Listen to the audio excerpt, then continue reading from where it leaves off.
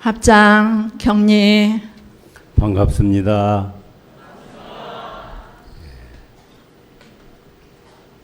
오늘 출가 서원을 하시는 34분의 앞날에 법신불 사원님의 은혜와 광명이 늘 함께 하시기를 축원을 드립니다. 그리고 3세의 모든 재불재성께서 이분들을 늘 호렴해 가지고 성불 재중할 수 있는 큰 도인들이 되시도록 그렇게 호렴을 해 주시기를 간곡하게 부탁을 드립니다.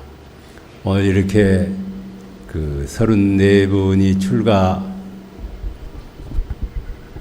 출가하셨는데 그동안에 이제 부모님들께서 이렇게 자녀를 출가시켜 주시고 또 추천 교무님들이 추천을 해 주시고 또 우리 교육기관에서 그 교무님들이 이분들을 가르쳐 주시는 은혜가 아니면 이분들이 여기 있을 수가 없을 것입니다. 거듭 부모님과 추천인 그리고 가르쳐 주신 교무님들께 감사를 드리고 앞으로도 끊임없이 깊은 인연을 맺으셔 가지고 이분들이 그 큰 도인으로 전무 출신으로서의 큰 공덕을 쌓는 그런 인물이 될 수 있도록 계속 후원을 해 주시기를 이제 부탁을 드립니다. 생각해 보면은 출가한다는 게 참 어려운 일입니다. 출가하려면 부모님이 못 가게 하고 출가하려면은 이 사람이 잡고 저 사람이 잡고 그래서 결국에 출가하기가 참 어려운데 그 전에 이제 청나라 때 순치 황제라는 분, 청나라의 3대째 임금을 지낸 순치 황제가 18년 동안 제위에 있다가 나는 옛날에 어떻게 길을 잘못 들어가지고 왕이 됐다. 그 전에 나는 인도의 한 스님이었는데 길을 잘못 들어서 황제가 됐다. 지금이라도 늦지 않으니까 황제 자리를 그만두고 출가를 했어요. 그분의 출가시가 참 좋아요. 그래서 우리도 이제 가끔 이제 그걸 보는데 그 출가시 중에 그런 대문이 있어요. 출가한다는 것을 쉽게 출가를 한다고 생각하지 마라. 이 출가한 사람은 수년 동안에, 누년 동안에 선근을 쌓고 복덕을 쌓아서 출가를 하는 것이다. 그랬어요. 여러분도 한번 이제 그거 보시죠. 거기 보면 그분이 우리가 생각할 때 출가를 하려면은 수생을 복을 많이 여러 군데 짓고 또 수생을 다니면서 그 수행 정진을 많이 하신 분이 결국에 출가를 하는 것이지 누구든지 출가할 수 있는 것이 아니야. 그런 의미에서 이분들이 출가는 아마 복이 족하고 또 선근을 많이 심으신 결과로 이렇게 시작을 했다고 생각하고 이 감제 축하를 드리고 또 이렇게 이번에 오늘 출가를 하신 분들을 보니까 조금 이색적이요. 방글라데시에서 오신 교무님도 있고 미국에서 오신 분도 있고 또 이제 그 정산종사께서 앞으로는 재가교도를 하신 분이 한 6년이라든지 12년이라든지 이렇게 기간제로 전무 출신을 했으면 좋겠다고 기간제 문을 한 70년 전에 열어놓으셨어요. 근데 이번에 이제 4분이 기간제 전무 출신으로 출발하셨어요.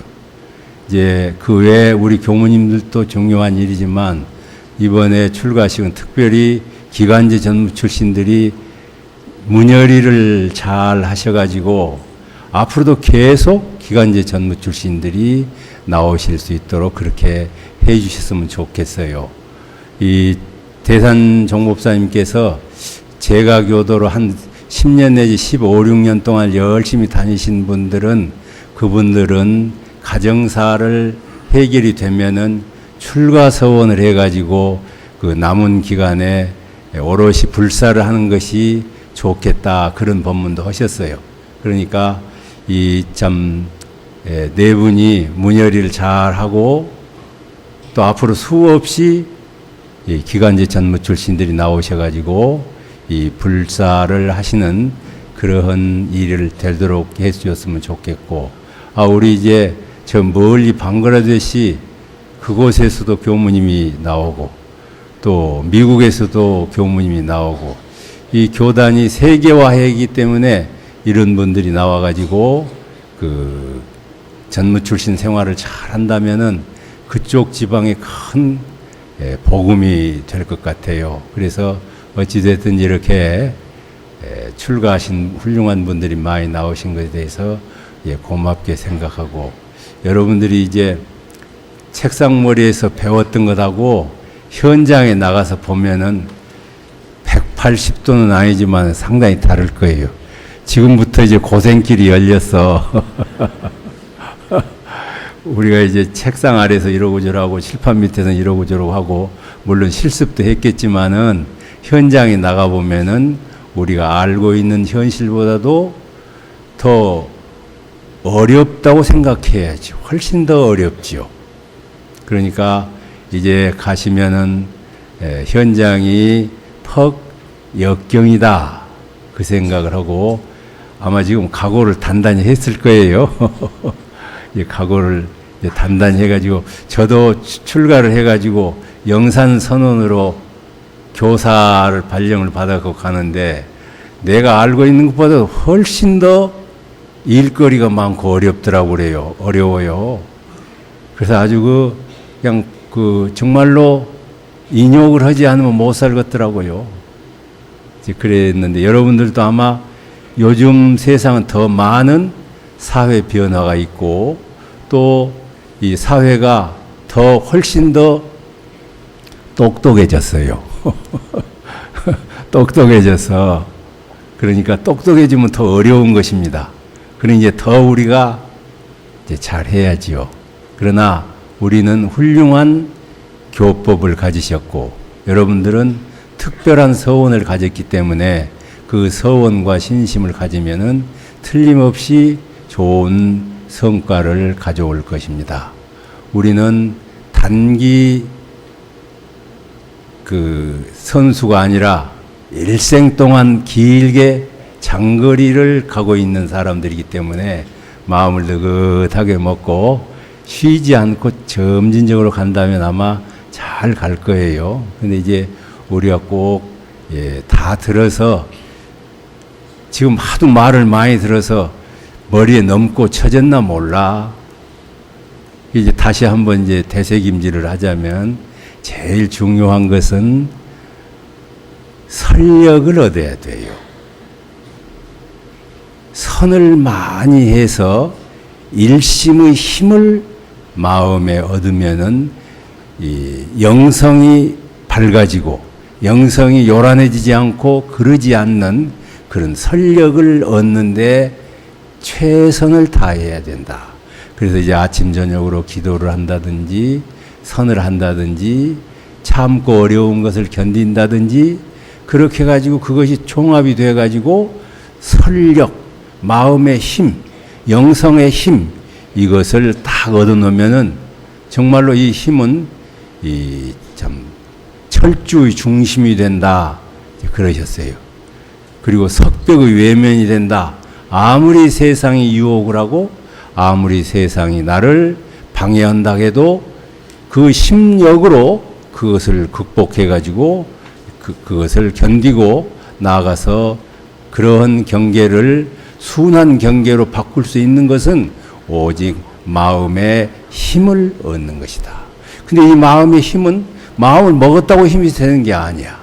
오늘도 조금 하고 내일도 조금 하고 쉬지 않고 계속 노력을 하면은 나도 모르게 힘이 쌓여가지고 한 조금 해보니까 야, 나도 좀 괜찮하다. 자기가 자기를 긍정을 하게 돼요. 그래서 또 매진을 하면은 다른 사람이 아, 저분 참 도력을 얻었다. 그렇게 이제 밖에서 인정해. 처음에는 내가 인증하고 그 다음에 밖에서 인증하고 그러면 그분은 항마 도인이 되고 거기서부터 다시 이제 공부를 시작하는 거거든요. 그러니까 일심, 일심힘, 설력, 부동심 이걸 기르는데 참 내 생명을 걸고 해야 돼. 아무리 더 자고 싶어도 죽냐 사냐 그런 각오로 계속 그걸 해 나간다면은 바로 그것이 될 수 있을 것입니다. 그 다음에는 우리가 이제 살다 보면은 안 맞은 일이 더 많지요. 안 맞은 원인이 저쪽에 있을 수도 있고 나한테 있을 수도 있어요. 그런데 안 맞은 원인을 원망할 일을 저쪽에서 발견하면은 그 사람하고 나하고 계속 트러블이 생겨. 그러니까 나에게서 잘못된 원인을 나에게 발견하고 돌리는 공부를 많이 해야 돼요. 세상에는 나를 위해서 있는 것이 아니라 세상 사람들을 위해서 다 같이 있는 거예요. 근데 그런 것들을 전부 수용해가지고 자기가 자기를 이겨내고 원인을 나한테 발견하면 내가 점점 성장하고 퍼냉기기 시작하면 나는 성장할 수가 없어요. 그러니까 이걸 대종사님께서는 돌리자 하셨어요. 원망 생활을 감사 생활로 돌리자. 그래서 어떤 분은 감사 일기를 쓴대요. 하루에 몇 가지나 감사할까 하고 감사를 한 대목을 여러 개를 쓰고 또 여러 개를 쓰니까 정말로 세상이 감사한 일뿐이라고 그래요. 알고 보면은 대도를 깨달으면은 이 세상은 전부 은혜뿐이야. 부처님뿐이라고. 근데 모르니까 우리가 이제 원망을 하는 것이거든요.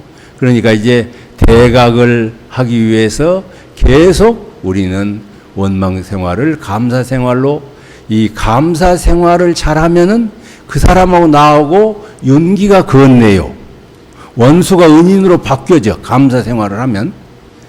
좋은 점을 많이 발견하고 그러면 저 사람하고 나 사이에 은의 관계가 맺어지는 것이니까 어떤 일을 당할 때도 감사거리를 생각해낼 줄 아는 것이 지혜다. 그래서 이제 여러분들이 감사 생활을 꼭 그렇게 해주시고 이제 마지막으로 하나는 우리는 누구를 위해서 사는가? 개인 가정을 위해서 사는 것이 아니고 교단이라는 대불사의 공법을 그 공익을 위해서 우리는 출가를 했어요. 가사를 놓고 이 공중사를 하기 위해서 우리는 출가를 했어요. 그것을 잊지 말아야 돼요. 이제 장자를 보면 그런 이야기 설화가 있어요. 여러분도 아마 알 것입니다. 옛날 중국에서 세탁업을 하는 그 가정이 있었어요. 근데 그 집은 어떻게든지 옛날에는 물을 다 잘 데워가지고 고무장갑을 끼워가지고 세탁을 안 했겠지요. 겨울에도 물에 손 넣고 추울 때 세탁을 하는데 그 집은 겨울에 얼음물을 해도 손이 트지를 않아. 그러니까 세탁을 제일 잘하는 집이 됐어요. 세탁을 해가지고 굉장히 부자가 되었어요. 그런데 어떤 지내가는 사람이 그 집은 세탁을 하고 난 다음에 바르는 약을 발견했답니다. 피부약을. 그래가지고 항상 세탁하고 나서 그 피부약을 바르면 괜찮아지니까 그래서 이제 세탁을 잘 한 거예요. 어떤 지내가는 나그네가 그 소리를 듣고 무슨 비방이 있어서 그렇게 세탁을 잘하냐. 그러니까 그 사람이 우리는 여차해가지고 가문 대대로 그 비방이 있어가지고 그걸 가지고 한다. 그러니까 그 선비가 그 약을 나한테 팔아라. 그랬더니 무슨 약이냐? 절대로 안 판다. 그러니까 돈을 요새로 말하자면 100억쯤 준다. 그러니까 이분들이 그 사람한테 세탁하는 그 피부약을 비방을 팔았어요. 그래서 이 사람은 월나라를 가가지고 임금한테 그 이야기를 했어요.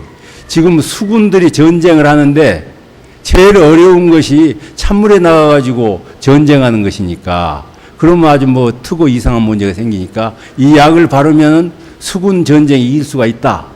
그래서 이분이 장군이 되고 그렇게 해가지고 국가를 위해서 똑같은 약인데, 손이 트지 않은 똑같은 약인데 가정을 위해서 썼으니까 가정이 잘 되었고, 국가를 위해서 썼더니 국가가 잘 됐거든요.